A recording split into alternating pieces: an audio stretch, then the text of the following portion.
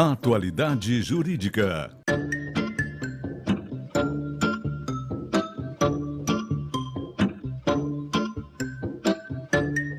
Com Odilon Garcia Júnior e Ivone Garcia.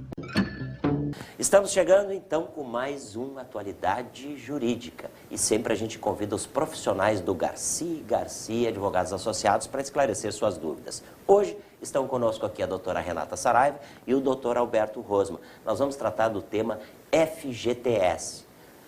Eu vou abrir esse quadro, perguntando como funciona o FGTS, doutor Alberto.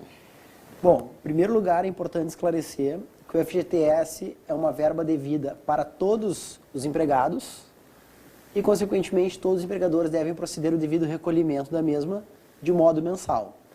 Evidentemente que, sendo uma verba vinculada ao contrato de trabalho, ela tem determinadas regras. E essas regras de hoje nós veremos quais são, claro, de modo geral, evidentemente, porque é um tanto mais complexo e não seria possível, em tão pouco espaço de tempo, nós claro, falarmos sobre todas, evidente, mas as principais serão abordadas no nosso programa de hoje. Bom, doutora Renata Saraiva, então, nesse caso, como é que funciona o FGTS?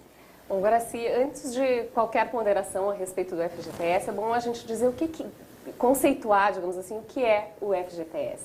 O FGTS é um fundo de garantia por tempo de serviço que foi instituído de modo a amparar o trabalhador num momento de dificuldade, como é o caso, por exemplo, da rescisão sem a justa causa, ou então em alguns momentos em que a lei permite.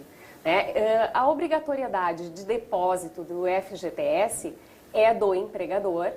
Ele deve fazer isso numa conta vinculada do trabalhador, junto à Caixa Econômica Federal, que é a instituição que coordena o fundo, que gere o Fundo de Garantia por Tempo de Serviço.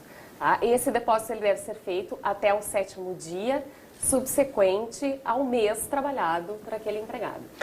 E no caso, qual é o valor desse depósito? Bom, o valor do depósito do FGTS é o equivalente a 8% do salário bruto do empregado. É importante aqui a gente fazer uma ponderação a respeito de desconto. Não pode haver desconto no contra-cheque deste empregado em relação ao FGTS. É uma obrigação do empregador. Então, é a responsabilidade do empregador, nada pode ser descontado. Exemplificando, um empregado que ele recebe R$1.000 por mês, o valor do depósito do FGTS será de R$80 e nada pode ser descontado deste empregado. E nesse caso, as contas do FGTS têm rendimentos? Sim, sofre atualização, todo dia 10 sofre atualização monetária e também incide 3% de juros ao ano. Doutora Renata Saraiva, então, quando é possível se sacar os recursos do FGTS? Guaraci, essa é a pergunta mais frequente em relação ao Fundo de Garantia por Tempo de Serviço. Qual é o momento de sacar esses depósitos? A hipótese mais comum é quando da rescisão do contrato de trabalho sem a justa causa. Mas também tem outras situações, como, por exemplo, a justa causa recíproca, ele pode sacar esses depósitos, também por ocasião da aposentadoria, por ocasião da morte deste empregado, e algumas situações também emergenciais que a lei elenca, Por exemplo, quando há um problema de enchente no local onde mora este empregado, desde que seja comprovado pelo poder público a necessidade, pode sacar esses valores. Também em casos de doenças graves e terminais dele, do empregado ou de seu dependente, é possível sacar os valores. A neoplasia grave, maligna, que é o câncer, ainda quando o empregado ou seu dependente for portador do vírus HIV, há a possibilidade de saque. Também nós temos aí a questão, quando tem 70 anos, este empregado já tem 70 anos, ele pode sacar os valores, Quando a conta está inativa por 3 anos ou mais, ele também pode buscar esses valores. E, por fim, eu deixei a cereja do bolo, que é para aquisição da casa própria, Também ele pode usar para abater parcelas.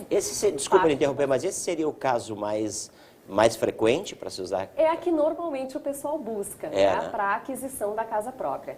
Então, ele pode abater parcelas com esses valores, não a totalidade, mas parcialmente, e ainda quitar o financiamento habitacional. Olha só que maravilha. Lembrando você sempre que nós estamos com profissionais do Garcia Advogados Associados, e a gente coloca no rodapé do vídeo aí o e-mail para que você possa tirar suas dúvidas. É dúvidas@garciaegarcia.com.br. Nós estamos com a doutora Renata Saraiva e o doutor Alberto Rosman. Doutor Alberto, eu vou aproveitar para lhe perguntar, e como funciona a multa do FGTS na rescisão sem justa causa?